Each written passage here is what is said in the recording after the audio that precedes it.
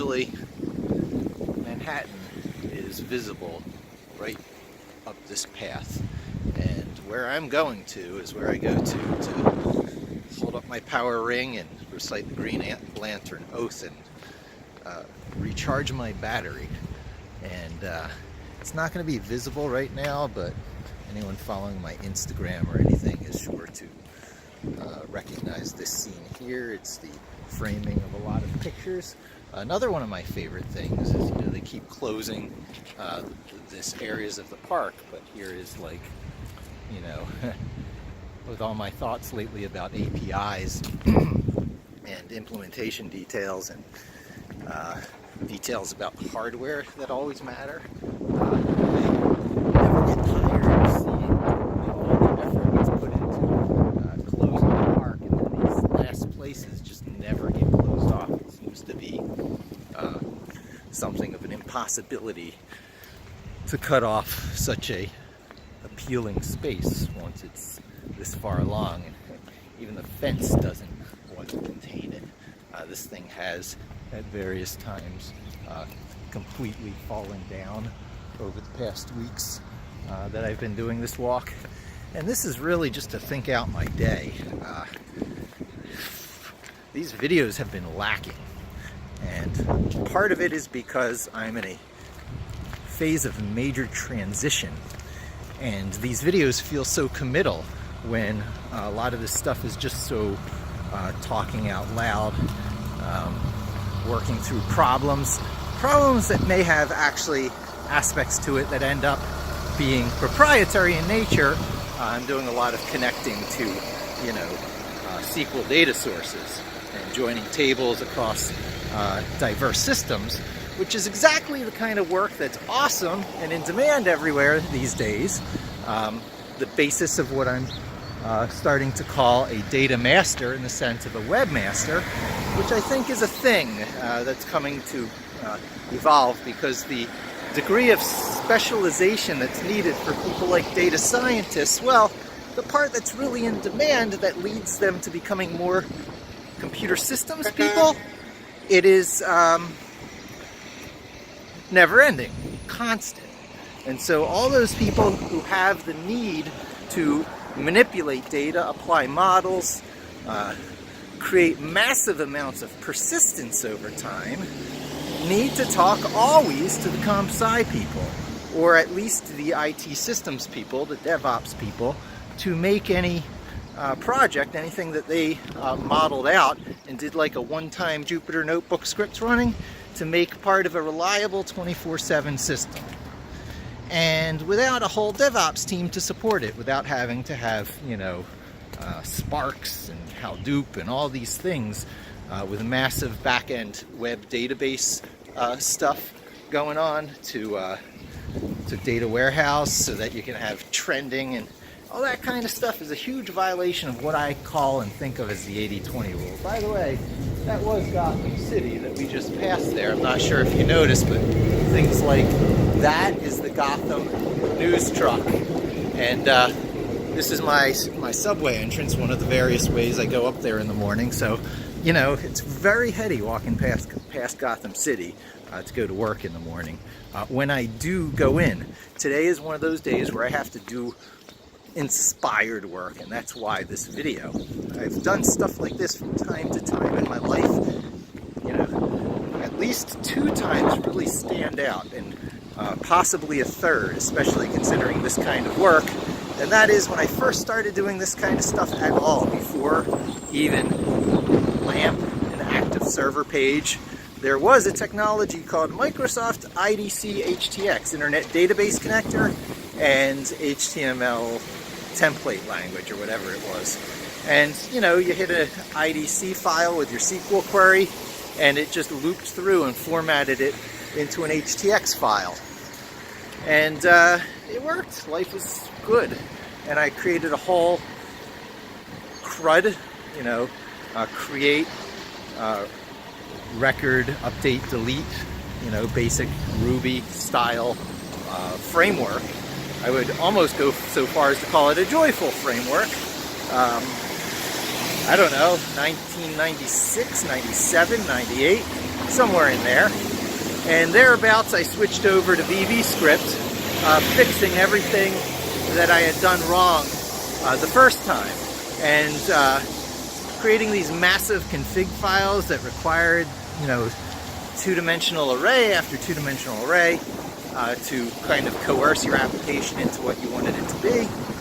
And I decided that was not necessary, and that led to a third time, a third and a fourth, the third version of the generalized system, which by this time I think I was numbering 5, because I had done a number of iterations. Forget the config files, you just tell it the table that is the top of your ERD diagram, the master record type, such as it were, and it just dynamically configures around it, you know, even down to associated table levels, so that you could have order and order details, you know, company and employees, any, you know, parent-child relationship, you know, one level of nesting could be done. I think I even got 2 levels of nesting, but then when I saw the complexity of making something like this, like recursive or something, I backed off and said it only supports 1 or 2 levels, and everything else requires systems beyond this system's capabilities. And that was my third big version of the system, and then along comes the Ruby on Rails, and away goes, you know, all my desire to do that kind of stuff. Meanwhile, I had been doing tracking GIF or JavaScript or whatever you want to call it, you know, tag stuff, since, I don't know, 97, 98, 99, and there had been several iterations of that. One of them had actually become HitTail, the still popular today keyword suggestion tool for bloggers. Guaranteed to be effective, by the way. It's really quite remarkable how much staying power that had. I created that in 2006. I mean, no, yeah, 2006, that's right. 2018, over 10 years later, still going strong. I am always trying to think a little bit out ahead, and, you know, of course I'm thinking what all this machine learning stuff means, and in my preliminary investigations, I realized just how much infrastructure and persistence you need. Somebody pays for something. So you're either going to be buying some decent local hardware to do it yourself, have some level of privacy, and have exclusive, you know, unmetered access to your hardware capability, or you're going to be using some sort of cloud service, and you're going to be having some pricing structure. So I'm not really interested in either. I might occasionally do serverless stuff, so long as what I pull back as the results of the calculations can be easily dropped somewhere in Google Sheets. Google Sheets is my input and output layer. It's not the exclusive input layer, because the new system is going to be predominantly operated through Jupyter Notebook. And I'm going to be taking care of the biggest problems, really, that plague people in positions like mine, which I don't know if there's a lot of people in. Well, no, I bet there are. I bet there are. So, your jack-of-all-trades people who gravitated towards Webmaster in the mid to late 90s, who were driven into sub-specializations by all the millennials who did web specializations in school, has changed the face of the web, and it gives us what we have today, everything down even to mobile and such, because mobile is a product of a lot of people, you know, having different expectations about how all your I/O can work, and your user interaction with, you know, with the user.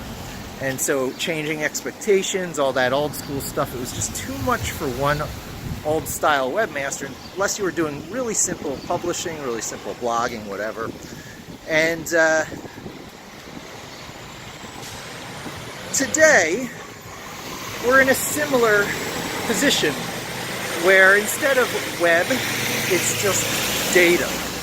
And all those things, just for starters, that people had frequently done with SQL, now needs to be done just off the cuff. Maybe from scratch, hitting this data source and that, maybe working local, maybe having a little persistence locally, maybe having a little persistence on the web, maybe not.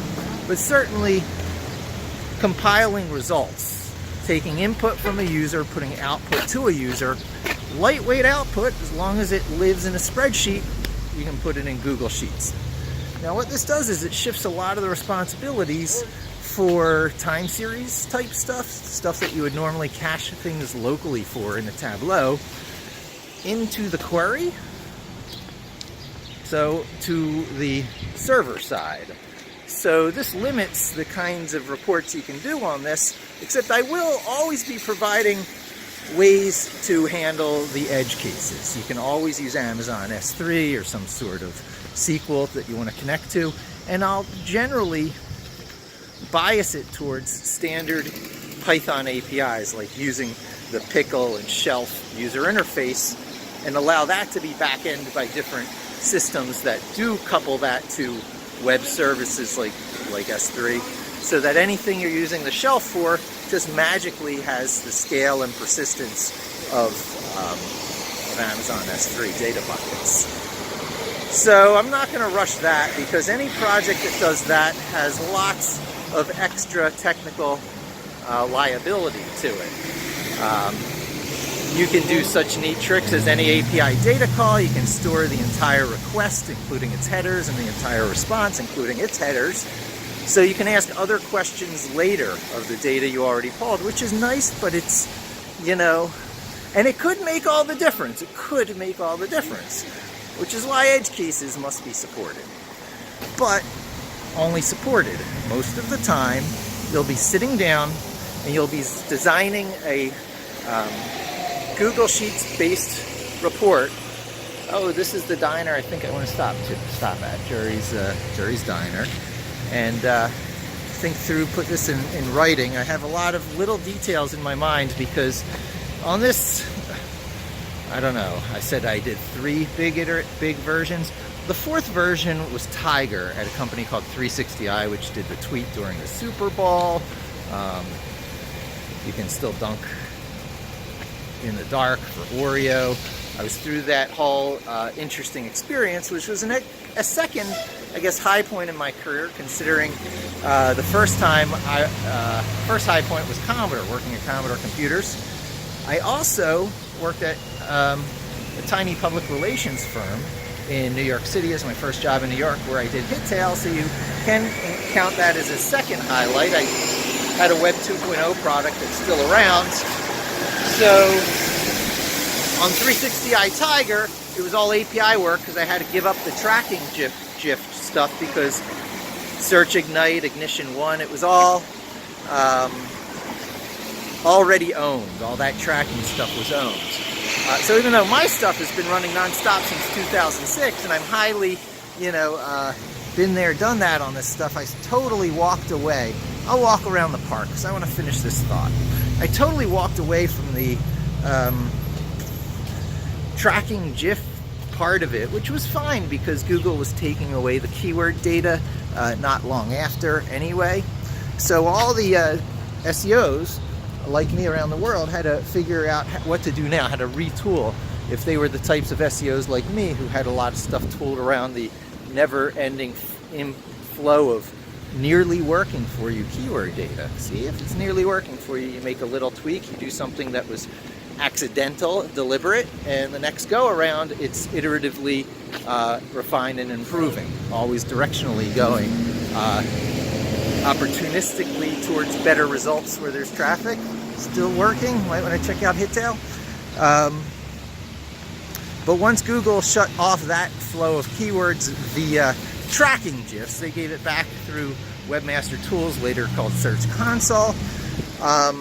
We had to look for other ways, and the ways I looked for was just generic mashing up data from different sources, pulling it in, doing stuff and producing reports, and doing that quick and doing it scheduled and on a reliable basis.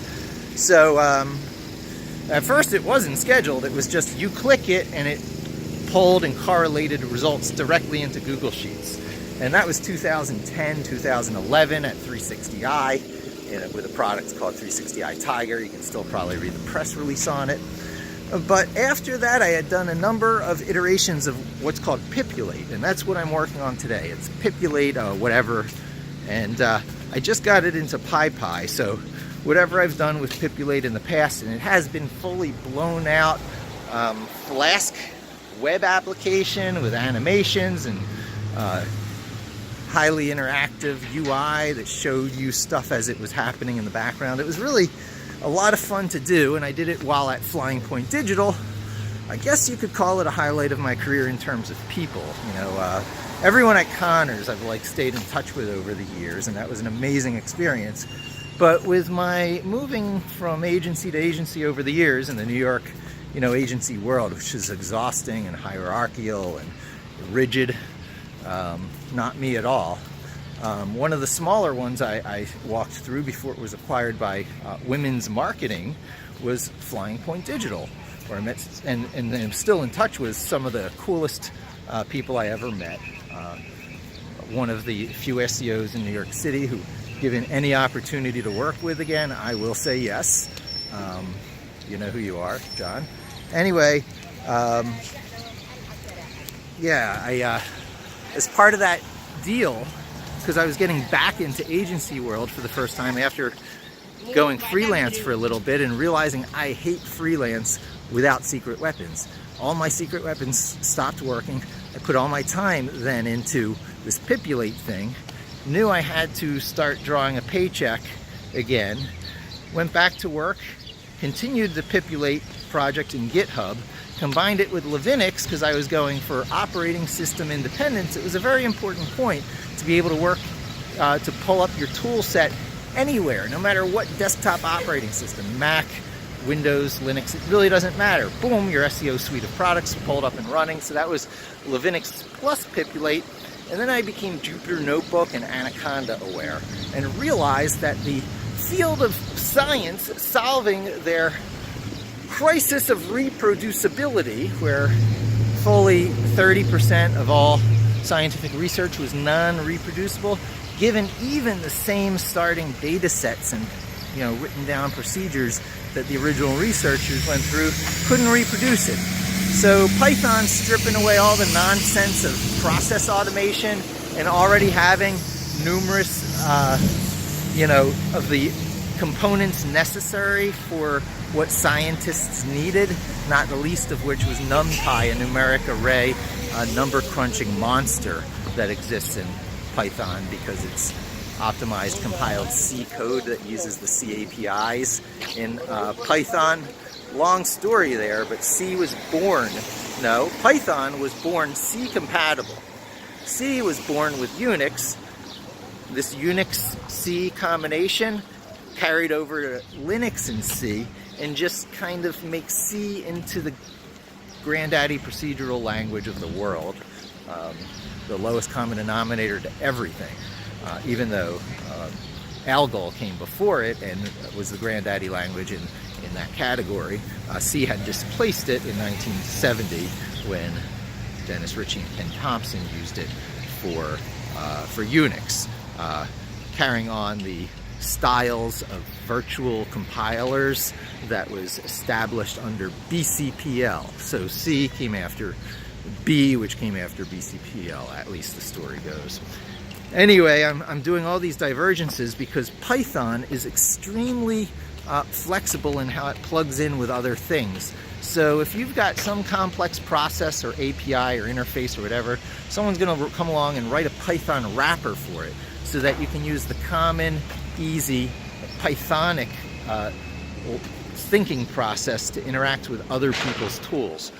This comes out in varying degrees of success, but when it's sort of Python friendly from the bottom going on up, like accessing Hadoop doesn't feel Pythonic through its wrappers, but accessing pandas, which is, let's call it SQL. I mean, there's lots of reasons it's not really SQL, but for the function and role it plays, if you're a SQL jockey and you always feel like you're missing SQL or you have to lessen yourself by using it from Microsoft Access or something when you're between gigs and don't have access to your employer's infrastructure, yeah, sure, everyone can pay for some sort of small Redshift account or something to keep their foot in the game, but their hat in the game. Got to get my metaphors straight. But you don't need persistent tables to do SQL type things. All you need is stuff in memory, the ability to read and write from data sources and CSV files off of the drives, and you got everything you need to reproduce that kind of data samurai feeling you might have had under SQL, only much, much better, because you're not in this long, weird English language strange thing that always looks like a giant paragraph that scrolls 3 pages tall to do anything interesting in SQL. You lose all that, programming stuff like functions. Although there are always ways to get it back, but now you're writing procedural functions for a vendor-specific implement. Yeah. So there's a lot wrong with SQL, no matter how much is right with it. Just like HTML, things don't become this popular if they didn't get a lot right. And usually it's easy. It's easy for the layman to take up, start being productive, and then has a long path of advancement. HTML is that way. SQL is that way. A lot of these imperative languages, page layout, set, mathematical set stuff. There's a lot of ways. And imperative just means, here's what I'm trying to accomplish, you work it out. And then the tools often have things like execution plan retention in them, so once it does figure it out, when it sees the same problem again, it can use its optimizations, but only if it's been proceduralized, and then you get in vendor-specific. Okay, so Pandas is a better way. Pandas, even though it's a Python thing, is bigger than Python. Scientists have adopted it. There is another thing out there in the free and open source community called R, which is fulfilling a lot of similar overlapping, but the data scientists often like a better role with Jupyter Notebook. Same web-based user interface where you have notebooks, you write code, you make notes, you run code, and that can be shared. 100% reproducible from other people. It puts the algorithm in algorithm. And you can just do it, and you can work things out. And the beautiful thing about it is you can interactively work it out until you have it right. House of Straw. You pick that up, you copy paste it over into a Linux generic systemd service. Schedule it to start on reboot. You actually schedule a Python scheduler to start on reboot. You've got 2 of these, 2 services, because one is for your House of Sticks now, that you just copy pasted out of Jupyter Notebook. Usually driving reports in Google Sheets. Usually having 2 rows hidden. One for a field mapping effect and one for a conditional formatting effect. But I'll get into that later. I don't know how much of this I'm actually going to really put out there, because there's a lot of places where you can subdivide the smarts and the specialities of pipulate. And I'm sharing a lot of it in what you can do pip install pipulate and just get it and start doing it. And it's the basic splitting rectangular regions of data trick from out of Google Sheets into Pandas. And then you got all this data manipulation stuff you can do under Pandas. It's wonderful. And then blitzing it exactly back into position. Now that exactly back into position is a very loaded statement. That means you've got to design your output report and not worry about output formatting when you blit the rectangular data back. It's exact selection. Exact selection of a rectangular region, X by Y, rows and columns, using the Excel, data selection, range language, essentially. Slightly modified from that, so it's faster, so it's more natural and easy to use. And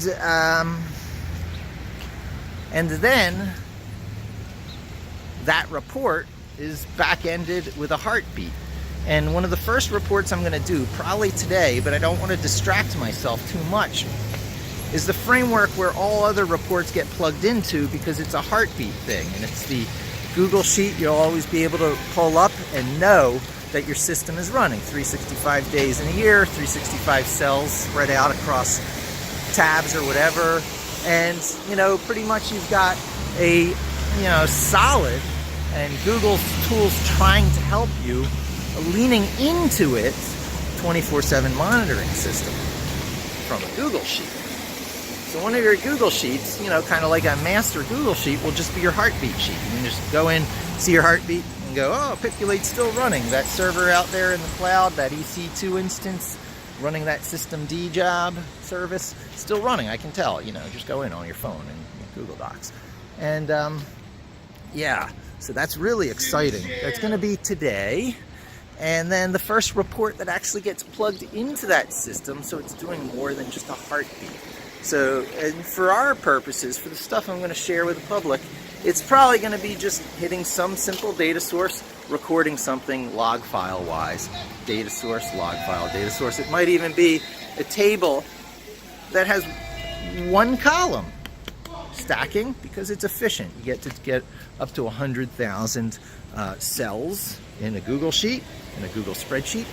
So 100,000 cells, if you do one metric per day, per year, 365, you haven't even begun to get near the 100,000 limit. Now start to think about a few different metrics per day, and you can do the math. A Google spreadsheet will probably be good for reporting on something for about a year or two. And then it'll get too heavyweight and you'll want to trim it, just copy and delete from out of your log tabs. There's going to be other tabs which your log tabs get sort of rolled up and aggregated or summarized or whatever into. And this is a generalized system, a framework. But it's a non-system system too, because the important thing to understand is that almost none of this, even though you're going to pip install pipulate if you're following along with me, almost none of this is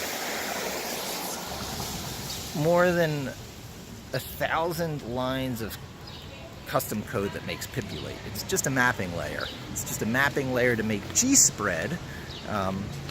And there's a couple libraries out there I could choose between these days, but gspread is the one that's been out there for a while and is very stable. Even easier. So there you have it.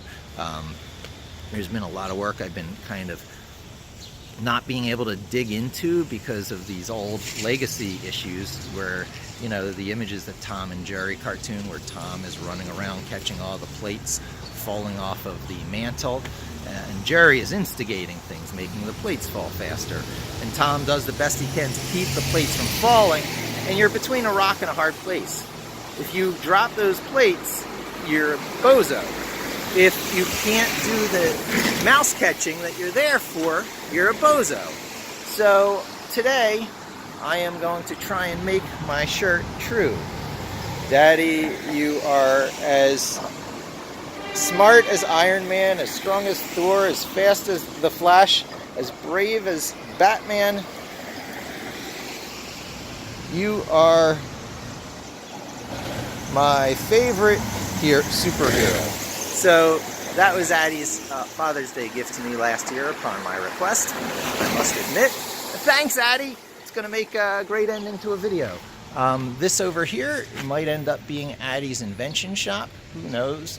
Anyway, anyone who's going to VidCon, I'm going to try and make maybe, I don't know, 10,000 subs by VidCon, just so that I can say 10,000 and that I have access over to the YouTube studios in Chelsea, New York. That'd be really cool. And this is hitting a half hour. So anyone out there going to VidCon, I'll see you there. Be driving in my Mustang convertible from LAX on the morning of the 20th, and we're going to make the full days out of it and then do the Disney day afterwards. So we're going to want to connect up with the crowd. So anyone going to VidCon, just, I don't know, Google Mike Levin, M-I-K-E-L-E-V-I-N, connect up with me, comment on this video, whatever, and we'll grab lunch or something. Thanks. See you at VidCon.